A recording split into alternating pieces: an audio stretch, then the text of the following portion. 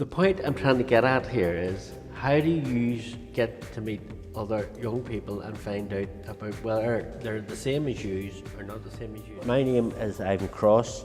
I actually work for an organisation called Corrymeela, and I have been asked to come this morning and facilitate a programme with you in relation to working with another group from Donegal and having a partnership with them in terms of an overall bigger programme. We're actually here in the small village of Cushendun working with a group of young people aged between 15 and 18, and we're asking them to engage in a programme design around working with a partnership organisation from across the border to enable those young people to compare and contrast the communities that they come from.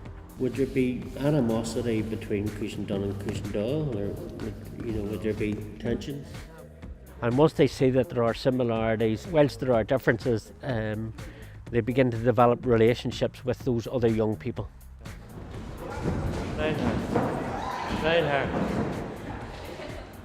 Very often what happens is young people, because they only ever see adults as being people that tell them what to do. You just can't go to it? We could go to the one that's in Cushendall, that's on a Friday, but they don't. They can't very often cope with actually having to make decisions for themselves. So part of the process of this is trying to engage with them to think differently, to take themselves seriously, to make decisions, because that then affects their future lives. In terms of decision making for their careers, how they see their lives going, whether they want to stay in a community like this or do they want to go further afield. Some may well want to go to university, some may want to work within the rural community, but the overall aim of this project, I think, that is important, is that they see that they can engage with people that are different from each other. What if you came to the residential with a series of questions that you would like to find out about? Very often there's not very much for young people to do, and therefore they don't have a sense of ownership or a sense of empowerment around how they can change their communities. We're asking them to engage in beginning to make decisions about their own lives. So we specifically asked them to come up with a series of guidelines or contract to make the programme work. All of this work pivots around how do you engage with young people and develop relationships with them. Yeah.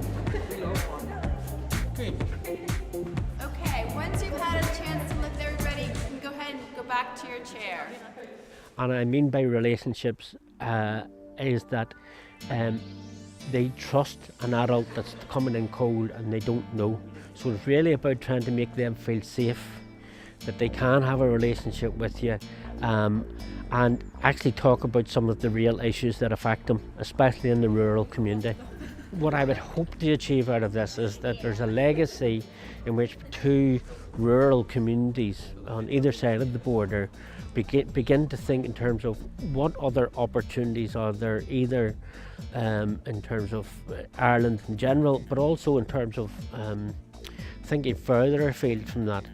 I mean, for example, they could be organising partnerships and engaging in fundraising to maybe actually think outside of Ireland, go to international exchanges, and all about really just enabling them to see a world outside of what they understand the world to be at the moment.